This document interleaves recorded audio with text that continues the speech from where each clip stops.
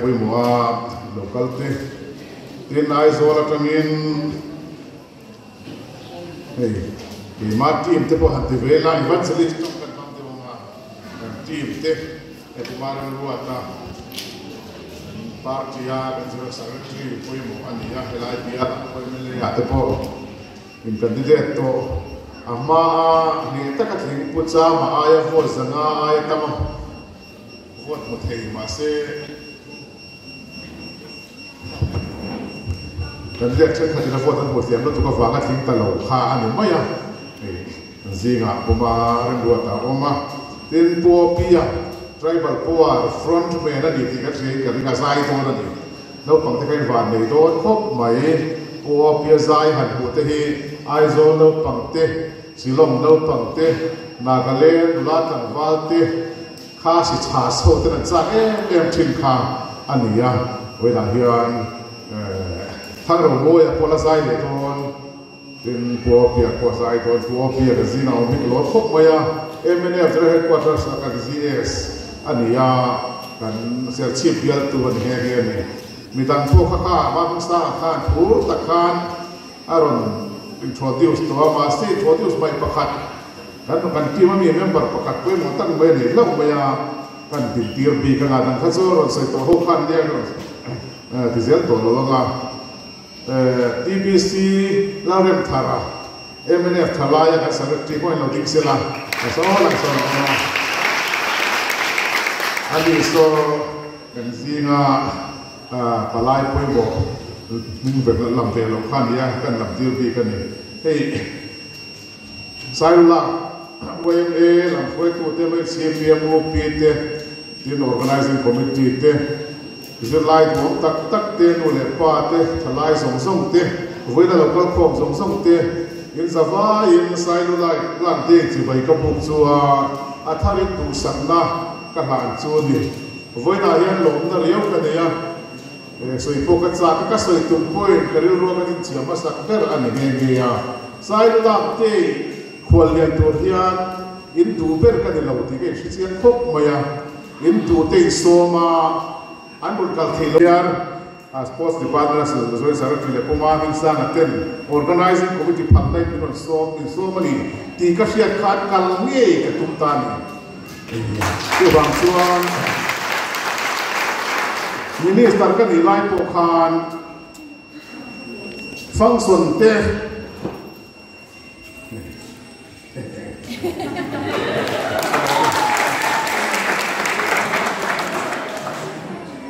item ni lai chi bai hi kan ta dong ve ngai lo wa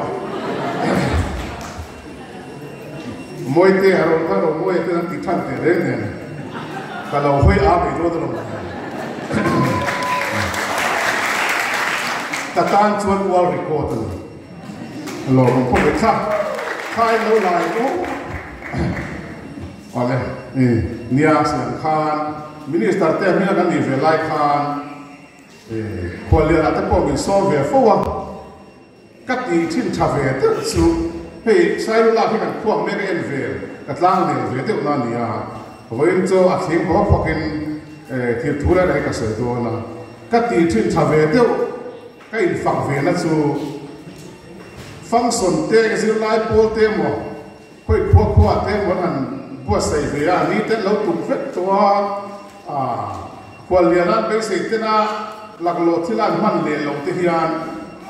cái hi số cái đi xuống cả các nghề nghề cái tiền trên khát chuan in tu ta số có cái gì đâu in tu tắc tên số mà anh thấy lộ tuôn nó số thế số mình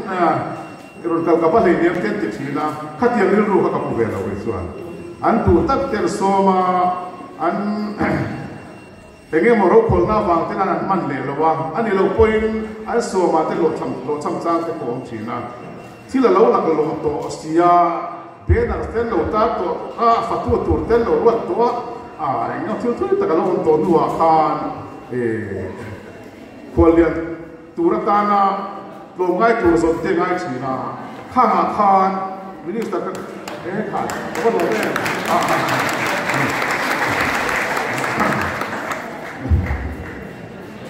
minister te amingin ni maila kan boy view kara ko khan chutianga ke ma ka ngai tatla ni chuan karon kalpo wan chu ka ti ve china chutiang chuan ka minister chu kan voice ri like kalani tu wang chuan a organizing committee te ke ai tu min ni ti kha ti thiam lo chuan lo la ma se du per ni lem lo kha ve na karon kala cái in thiam lo chuang ni lo cái thắt xuống chuang hek lo wa cắt ti cha cái ti ve ni ti kha thu ma kan soi ni chu tin hei với là hiền sai làm tê thì mất cần mang lo va lao sa ka pa choi mo la kan mang te la ni ti hi kan fiat a poi mo khop maya chan sentence an soi to kan shefo win karin zilai no pang te pai chuan kan sia ta engen kan nun pui te po that karinga sai la mi chuan om tak tak te sai la le sai la ke chur pur hi la thuya chur pur an deu te po hi om luan ni ka sia ma se sai pu te po hi la pui tu ro ni mo zakka ka te tha te ama tha tu te tha te ke po hi an en hi England te po hi te kan nei san kan ti chuan English pa ho si na ro pui deu te English kan ti nu ho si na mi ro pui te wa te hi ni ve le me ya tu wa chuan sai la ka mi ro pui tak tak kan lo chot to thina rồi mỗi nước trang xía này hết ya ngày cuối mỗi nước trang xía với là lo zakka pa qua là rồi mỗi nước xía thì aro cuối cho ta đi thì kha kan sợi tu anh ấy ta xía thắt việc vậy hey sai là khi nông về đấy là chú lên hàng một tiền lý chuan muốn đăng cần bắt tổ lâu đấy sai là sao thì cần bắt tổ mà cần bắt đi nار tổ này এই tourism minister te ko kali towa tourism minister tourism ministry le tourism ahian destination ti hila kok maya destination tu kal tum nama vat tum kha kan fa target kan vat tum kha thing su khia ta chuan san pel su chu ta tro chak lama tang te thang lama tang te ma lam sim lawan kan plan pela sai lu la ka kan pan ding dal ami tiang khua hi phatang tak kom lo wa so wang chuan chapo ro chu ka tilawa ma se in chuan la tham ani le an pel toy chuan ko fi te kwa lo kan pel toy chuan mi po to ke la khoi la ma e kal do ti ngai lo sai lu la ka chok kan la tu rom to sai lu la kal do ti kha chiang ke le ma khat tian khobi mo mal pan khua ka tok ka ma noi tok ka moi tak tak ka kan recitation sai tute kan ai zol lama kan hotu paten thu moi tak tak te non share choka don soya ka ril ruwa lang ve chu mal pan khua amal chu kan pan dal nal chin khua sai lu la kini chu wang chuan in rit to te po kan ne ya chapo da in chu moi chi lo ma se ani in tu tok ve la khua en tu tok ve la ril ru nei ti tu khua kan ni ti kha kan soi du chu wang chuan với lại hiền thì hol khaten mi kan thau kho ma lo mom teu chu lo pam te kan te la lo mom pati zir lai lo pam te hi sai la ma khwa sai la lan ni zel tu le sai la khwa hi tuan ma kan mi ma sa te ram kum huwa ble sa patsal te ko nan mai san te lo chen na khwa te lo nga ne la khwa te ani ang hian eng tin ya sai la khi om zel don ti chu kan zir lai te hian in na tani với là hian primary zir lai te pon din ka hian di til high school zir lai se in kan po ma zir ti tu te po kan om sura ka nga ya sai la men lo Mizoram India ram in hana hi zir lai te kan ni ya kan zir lai atai matakin de ka kan zir nga nu le pa thu kan ho he me turam nu le pa thu oi hi kan Bible la se chola ra kan fe kana Bible lo po hian nu le pa thu oi lo thin na te nu le pa thu oi hi lo thin na bulani ti hi atakal nun pui tu tam tak an o ma ke po hi nu le pa thu oi nun pui tu le nu le pa thu oi zara tu da veina po hian in hma lo ting ve kan ni chu wang chuan nu le pa thu oi theu tu sai la zir lai zong zong te no pang zong zong te tin nu la tlang fa te pa kan ni nu a po hian nu le pa thu hela oi zel tu ra ni alak lo lai nu le pa te thu oi sim hi an tam po kari lo wa pa te kan ni to hi chuan nu le pa thu oi flut te kan she ro lo to a nu le pa te thu hi kan tum ngar ngar ni ka fa nu pa berin HSLC a pasin na pas lom na ka soya karil ru tak tak po niya ka pa hi hian min boral san to a kanu min la dam puya tu na po min la dam puya pathian zara kanu ina athu zo ke motitura min be se hi chu thil har sa te po ni se dar kar khat chungin kanu thu hi lo tin theinan thutlu da ka siam se lang ka ni ka puang ani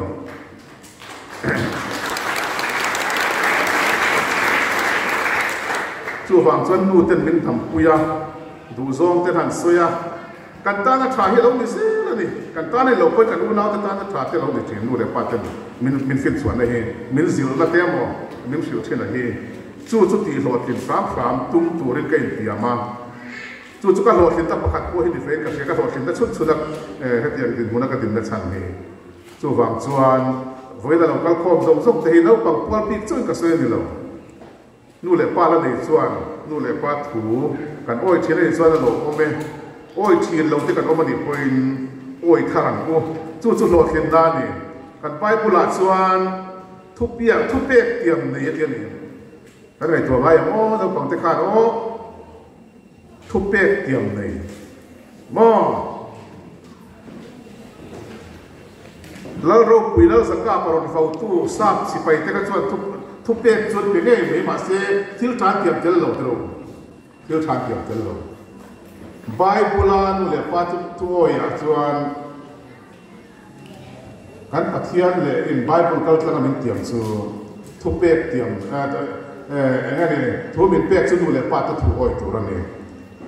chu tiam ani tak mai ni chu dang lam na ni a thu pek tiam nei kan oi chuan kha thu pek awanga kan pathian in min tiam kha kan chan tu ra ni dam bai la te van ne na ko ka soi se lo ni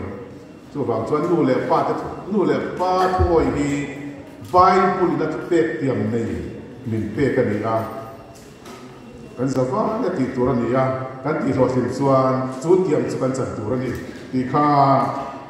kan soi du ni ti na dot le a chuan hi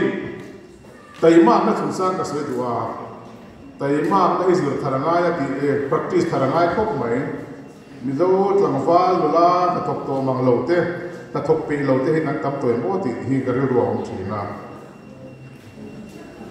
ram chang ka na pian an tai ma hey USA te TV te kan mo thina film te kan muwa in che pang satya le ngamo ko mo bol de te hen la tlang fal hi an ni fe ke mon le ti te kan ro lo phak le thi ya zum kal fe chi ula tho nei lo wa USA ya tho nei lo chu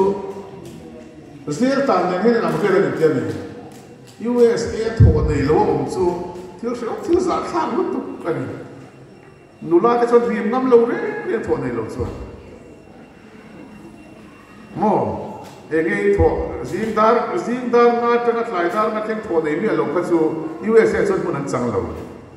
USA chang lo po China te po lo di vek mai Singapore te po ni Europa te po ni enga tinge Mizoram ma hian tho nei lo wa lenga na thok lo wa om te hi nu le pa te ri ru ti ha tu te nu le pa te la ka a be se nei sang te a vui hoi le vui ngam te kan ni ta mai thalai te kan ni to chia na nga ya sai nu la chu dai thok ta mai tai ma ti ka ria te sang tu zo fi mi zo hlang mong ko te po lo ni a lai kan ta ka thok na sa viau de ka ria ma se nang ni ai na thok na sa hi mi zo ra mong chen ka thai ran om chho tan tlat ke ma bial ve ha chek bial te ko thang to pa ni ko kor tha tlang tung te ko te thoveng te ren dil samuang tlang tung thalai ten ku va huan in ku va in phun tam siak te ku va huan in nei that siak an kal na khop mai ta thom na sa khop mai an rama kwan ol om to lo zok zin ve chin ma te u khai na khat pek ton tlang dum ku a thia un point na thar khun le se hel tractor zo tlang dum poi kan ngai to ve nai ka fia khai a thei lo ne ka se lo wa thai sum chang thai han mu tu ri tlem khop mai kan se shuma tam bok sia chu wang chan tan ngai khop mai a sai du la ke ro chu is kut en kim ki thadu ni da lang ya ko ga hen ton la ula kan tai ma viau to ai het tai ma le tiang ti kha voi na hian ka fi du chuwa hei sap tong la te hi oma chu hard work thorim le smart work tho thiam ani thorim le tho thiam na ti tho thiam hi ong ve kha ta din anga hun man da din anga khan plan fel tak ro man ta fel tak le na ka tho te tu lai chho lo ngai tho khop me a chu wang chu kan tai ma tho ri ma kan hard work kan chu ti mek lai chu kan tho dan khom kha smart kan khai kan chin tu ta tho thiam ta kan thana mo ta te na plan mo mal tak ne na lai ten na kan tho hi poi mo to le me ti kha ka soi tu kin mo zo society a het lo te be pakhat kan soi tu wa chu tai ma na le du am na in ngai por kan bi poi he ni te kan stay song te poi mun te lo ngai kha se la mi tai ma thei tu chuate a du am bang lo ti mai me tok ti kan om thir lo ne du am na le tai ma na chu thil shang te mi an tai ma hausa ko ta kan ni wa ko lo ten na le wan ten na siama sum nei belzel tu te hausa belzel tu len tan la kha ka chu khofel tan role model lan thing ka ten chi ka mi tai ma an ni asan su khat yang chi kha kan khuat te pakhat pani ka no ko hian azar zo tu tak kan om chi khofel tin mon tu chu mi tai ma dik taka na thoka thiam taka smart taka na thoka ron lot hina ron hausa a zar zo tham ron nei ti khofel tin mon tu mi be dong chen khatin at wa mangi o so ti za so motor nei to so ti za so car nei to so ti za so cd nei to lo ti mai tok ti tan om thien du a ma ni lo kha pa ka tai ma ni voi da tang hia sai lu lang ku ten tai ma ne du a bi thiam than tu in thiam sang thiam sa chen ni tho bang du a me ro chu ma ni tho khu lo ma po thok tak pe si lo wa nge ni a lo na ma ni tho pa ka lo ka tiam tu bang chi kha bi du am chu ni chu ro kho ve chu se om tu te borap son na mi thoi lu tu te zel thel na le in huat na thleng kwa society le mishing lu phung ron thleng tu te chu du am te hi ni thunga ni chu wang chon tai mak tu ro ni ya chin to nei lo kho pa hausak te ko hi tha chu mukesh ambani te ko bi zo viet ni tai la mi zo mi pui chan ve te tho hian nom sang nan kan manga chu tiang chi te chu du am kan lo ti mai maya an chet lam na le thi to ka chuan ko ma ti thana zong te kan lo tong chuan dik lo ba chu wang chuan sai lo la kwa hian tai ma tamila thok thiam tamila chu tiang chi chu choi moi la du a mang chi e rum na pange mo ma ni tho chuak ko ni mang lawa lo in ngani lo in check ar bom tu mang chi ro hi chu nual suat na mang bu ti kha ka thu cha dang le chu ni a tin a point dang le chuan he APJ Abdul Kalam Khan zin lai tam boka a zin lai te han fui thar tu chi te hi fui tam ka cha ka APJ Abdul Kalam chu India president thani scientist ropui takadia India ina bom tak te bom bit nei te chang kan nei thina ko athuak pur ani ti ka thiat kha president to the laya to soilar tak chu small a is a crime atiami sap tongania tum diam lutuk hi sual poi takani atina tukani aniam chu from the name le tela to le malzo kana small a is a crime India president lar berle min thaya em tum diam lutuk hi thil sualani crime chu thil sual police poi nan man kenan si ka ania sai la la le thang fa te sai la nu le pa sai la no pang ti hian kan tu man diam lu tu ka kan lu oi na diam lu tu chuan thil sual kan lo tu reng ti la ni chu so wa chuan tu lai ko ve la chuan hey mani in lu matang school te po kan kal thea je tu to tak tak te kan le ya tin internet le social media kal lan point ko ve zao zo kan che ve zia te ya kan he mani kan sir pot chuan san zeu la chang si thai ve man tun ma hun lai la zaka pa hun lai te kha chuan han san fot me da po khom lo te mai the wai sen te kha han filor deu na chu ni mai anga chung korwal te na bu te han thar dap tam deu tam chi te po kha avan tlang chung la ba na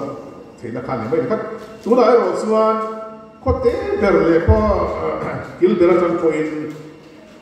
khobela den khobela tan dek chok the to khobela tu vera kan da khobek to ni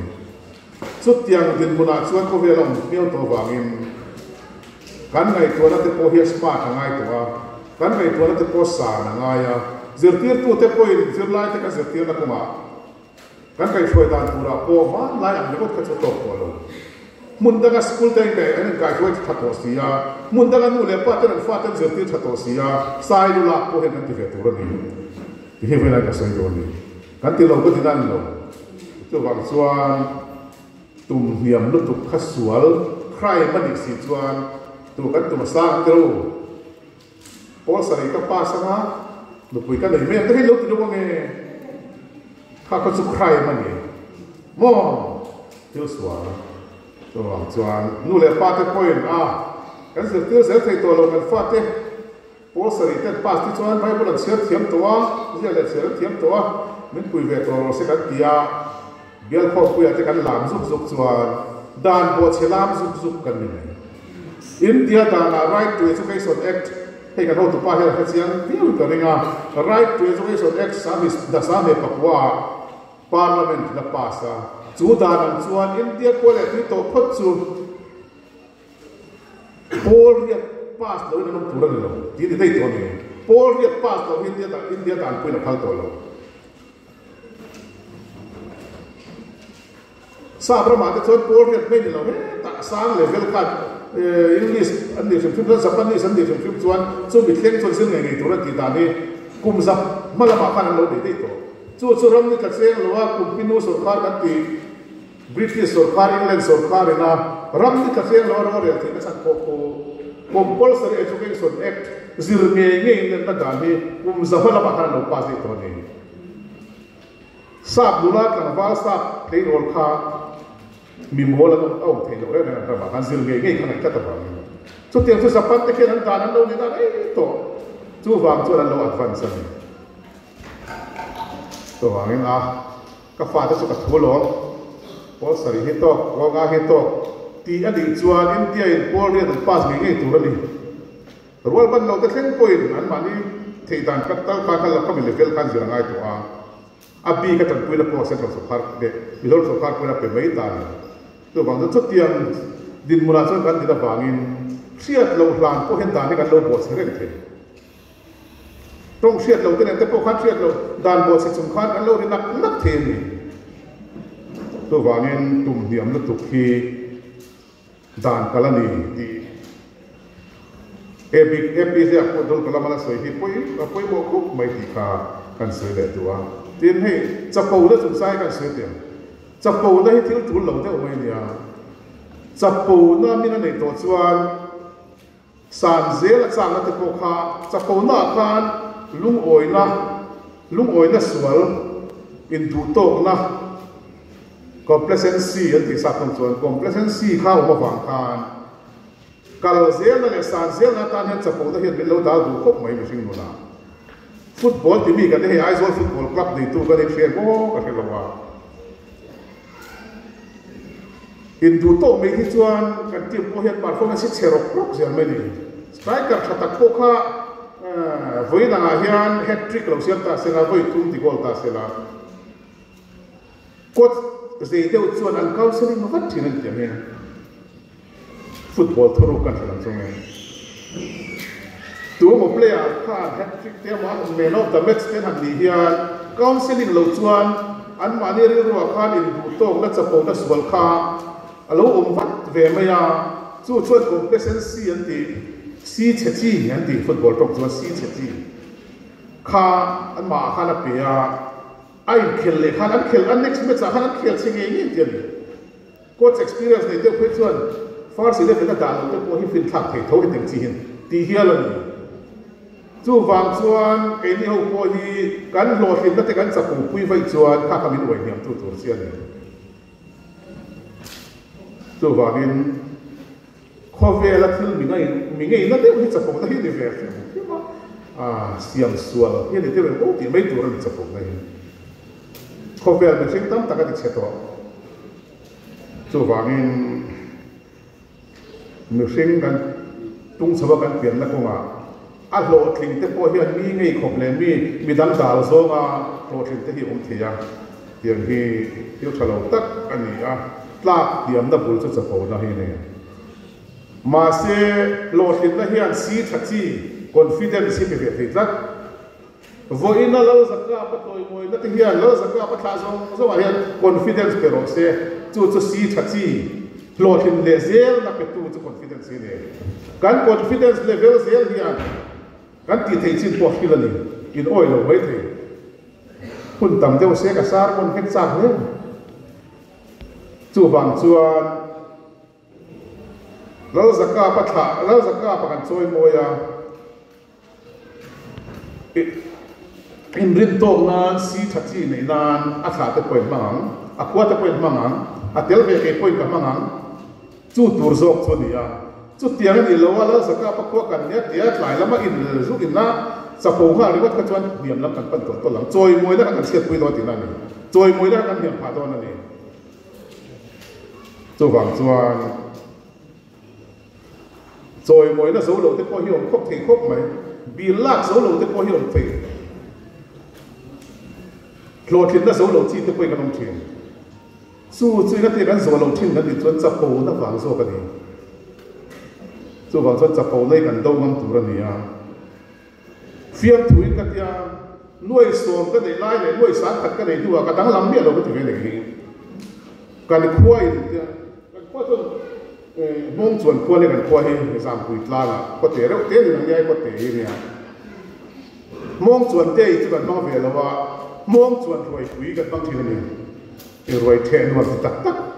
ki kan om thina mong chuan chu ko dang lam ve tak ani mi zo lam om na ni ti prostate chu sia vì lo tiếng tắc tắc tắc con xua ca bị chuột ông lo tắc tắc bộ tắc cái nón thấu chúng ta chuyên với xã với khát cái sợi chú cần khoa để bốc ra hôm đó cái sợi ngay là cái sợi ngay cái gì nuôi xuồng cái này lại để nuôi sáng cái này nuôi cái gì đang làm nó bắt mà đang làm đâu có tiền này chú môi rồi nó rồi cái sợi đâu cần khoa để sai nó là cái gì cái sợi sai lúc nào liền mong chuẩn như cái gì làm cho thì mấy thì chú vàng chuan lột thịt đất tiếp cái này yang chú qua tiếp hiền ăn lột thịt này mà hi ăn lột thịt về lâu mua đau cho ta nên mình nghe nó lệch tiếp hiền không thế nhiều mẹ chú tiền cho cái nông lộttura ngay là chú vàng nên chập bồn đây hết thiếu chú lột tắc mình sinh mình tự tiền anh nhỉ tắc tiền nó khen thì nó nhỉ mà đi đâu rồi có chi mà có tắc tiền nó khen tuần tiền thì cái sợi lột chốc cả chú cái sợi tuần tiền thu địch bắt thung với là hệ thống trang lại sợi cái đó bắt khẩn là xuan mình lại hiện là cái bồn theo điều mà hiện là cho địch bắt sự là à lẽ là mà trong tay xuan anh cần mình có hi anh có tắc xuan anh xuan là mà sẽ Forest Conservation Act 1980 sang cái có sumria le Forest Conservation Amendment Act to Amendment Act ni to pakasok su 2023 dan lam na hi kan sia tanai ku maya akun san eri ni he la ye tuat tu area direct taka effect to area international boundary dai ta tin ni ha. Forest Conservation Act 1980 so India rama pan dengan ni rama koman dengan ni re kami chung khan real te poron se ko pu te pon laya sola te po airport te pon siama maset lunaya Forest Conservation Amendment Act 2023 Parliament level pasa apas pa po in MNF sarkar lai khan MNF sarkar ko kan dulo ema 2022 ate po khan act siam tum hi India ram ti ting to 2023 Parliament pass ta sia pass ba khan state nan rona mizoram sarkar ko in he hi chu ti chi in kan thelo international boundary pulo kan ne he yanga kan ram a kan thu dei na te chu subject kan ni chuan he chu kan pom thei lo ti kha mizoram sarkar ken dana ne ma sian pass ni thawa pass ta nu khan mizoram ma chuan as cabinet meeting kan ngai to ke ko katil via chu ta chuan Forest Conservation Amendment Act 2023 hi Central Sarkar Parliament pass ma se Mizoram ma chuan Article 371G India dan puya in hum na dan kan nei boka kan pom thailo ti in assembly pass ni sela assembly of turin council of minister meeting kan pass na ke ko katil ve ngai so khan hetiang act demo resolution demo assembly siam tu chuan bill te ngai tu chuan council of minister cabinet minister in cabinet meeting na kan pass pa saksiat thangai ni cabinet meeting a pass lo hi assembly session na bill mo resolution mo minister te na pulu thelo film he kan chet film kan ko tha ti chuan MNF ministry hun lai chuan chu resolution bill bu lo na chu cabinet kan passa cabinet pass nuwa session passa pera Forest Minister tute zela mu tuangan assembly akuluta dulo na rilo chu amendment act dulo na chu kan pass ta ne in tunlai ti tawa piting chuan shema kin karinga international boundary tanga borok mela borok ke ba tias da chila kan kha ek kan khachuan central sarkar le parliament minlo central government khan parliament ko ri to chu parliament tra chu ko so te pon tela Central Sarkar kha thuar nei ta remo mai ni a ma thu nei mi alo la kha du tan ram kha mang ka kai thia kha state Sarkar thu ni da lak sak na te ni wang le nam ta na pu ya wang in 2023 khan assembly ko lu ruwa ta ka pa sa dia opposition leader te opposition lo ni te poi pura du ba te nei poi ni ke thoka athat lo zia te dar sakhi te po tia sui khali a tun naya sarkar in thaka Forest Conservation Amendment Act kha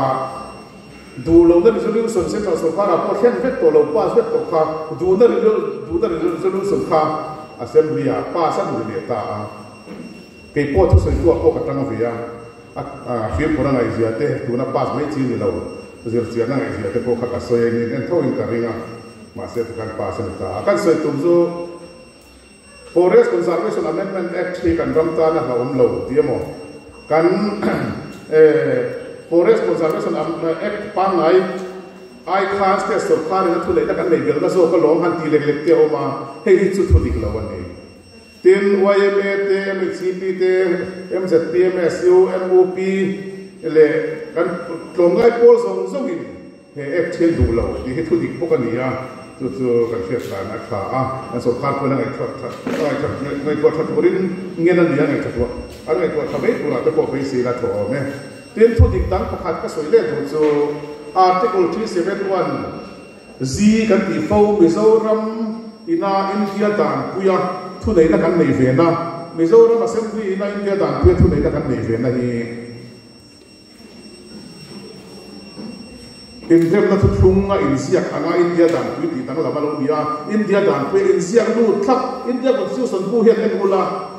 khop ti lai de constitution bu chom ka chu bible am mai ta khan mi zo ti te mi zo ram ti te om ve va ni chu ta chuan parliament in dan ron siam ma se kan dam khoi kan sa khona khoi le kan ram nei tu ni da khoi i ai chuan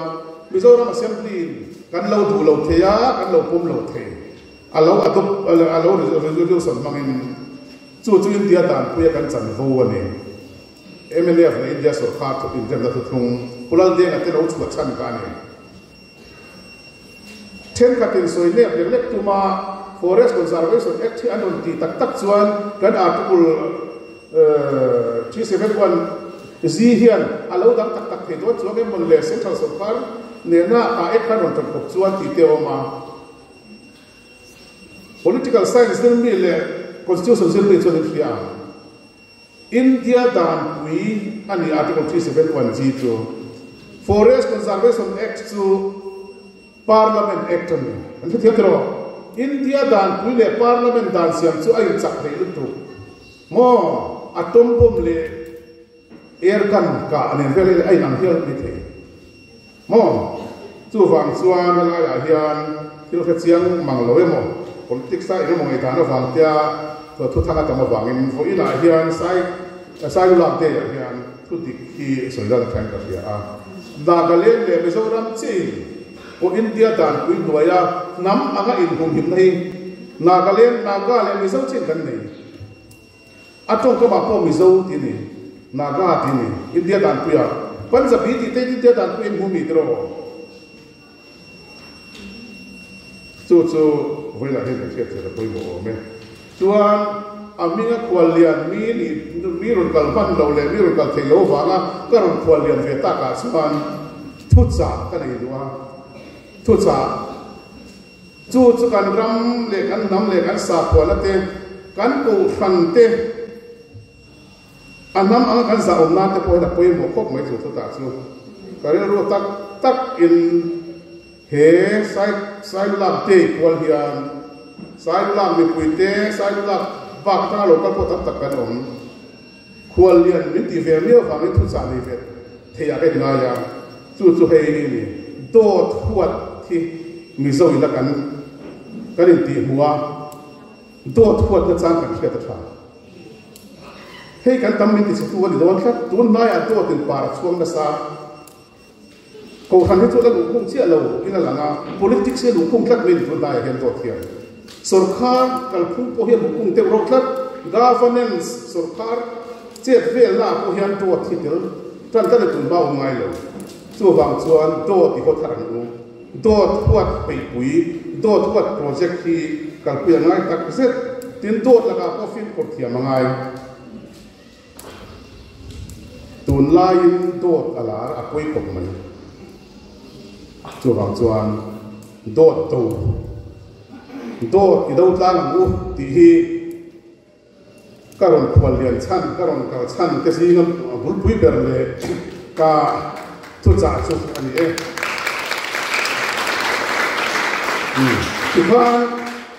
Ikan ka thu cha kai to pa ma ti a ti lama ti om marin ro ta te til ka non king via chete ko ku marin ro ta lo ko sela ka ko kin han lo apa ni han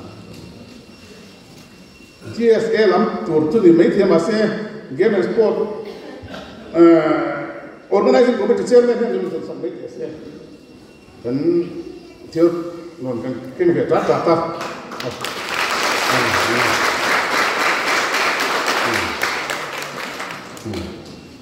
Oleh kei po ini mo mania kan thian pa la fe te wania anu puin re fen chen to ka thu fiat thar chu anu puin zi pe in su ba chu atia an dia zi pe hi lo kam tan kai thiam to mai nu ho te po khan in ti ve ne kan thian pa cha la so sia nam lo wa anu ka tlan na ling atlan na ling to lo zi pe su ma chwa ta ta ni ti kan the pa kan pa ka mi za uk ta khani ve ba kha kan the pa kala so mai ngam lo wa zi pe hi lar phok mai ko min hi chuan le kan on ti vel da ni a roi vota na kum sai lu lang ke man na ni kan ti ka lo wa hei kan kim hian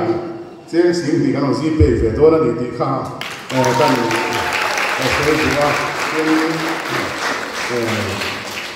Saya juga zai kiam opia kha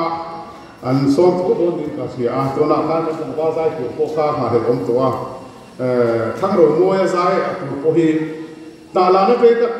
kan sa khan na la ni kan tu ur ve ya di tak suan lo in siat lo pi ka tu lo ni zai so ta chuan la man ka lo le tai va la minlo mok don lom ni chuat la nga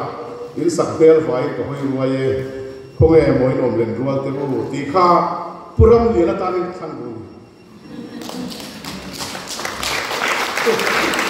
tu bin si na kan choi na kan ti ve la kan khan a bial lu ya bu to lo te he la ya he alu len pui to den ka khat ma arim ve khat na thin in te po hi si ka ha lo su to ni o me alo om to si lo wa to tiang tho chuan thang sa da la kam pui thang che pa puiจะchakai me chena chit pui thin te kha then khat an lo thi to wa then khat khod an lo pep to wa cha ma in za na lai kum tal hi in lan lo vem ni ka tan bi thu te po kha a tu he nge in ka ringa to tiang tho ka bi ki wa te pon ni tho mai the he sai lu la ka bial no te po lo nei ver chen an nuam lo ti ve em thin te kha an lo kal thar le ya khat tiang te kha ka din chan de lo ke po kan bial no lui te mo kan chen pai ma ngai ber ni tu ma kan nei tak tak lo wa te kha ko se tu lo mo ya ma ngai ber te po kha an lo mis ta kwa te po kha lo ni mai ti ya khang kha pol kwa ta lo kal khom ho pualin ka khang wa khang ro boy khan lo sa se la asak lai khala the awu pa de chin ta pai chu dingi la sak pui la sai lu la lai la ta ko ki chan tiar te u te po pian na tak ro pui tak kan kha simula te na kan la te pui na an lai khap tak chin ni ti atak ka sian tu kan ni an star tu ma pui he an te thot thil le sai chuan mo chu thoi la hera ni po ma kan tual so zai khiam te ne kan ti ho lak lak don ni ka soi rei ta le me ti ro mi khwal lian du lo na ron khwal lian ka ni po ka soi khep on tak po ka ni e ka lo me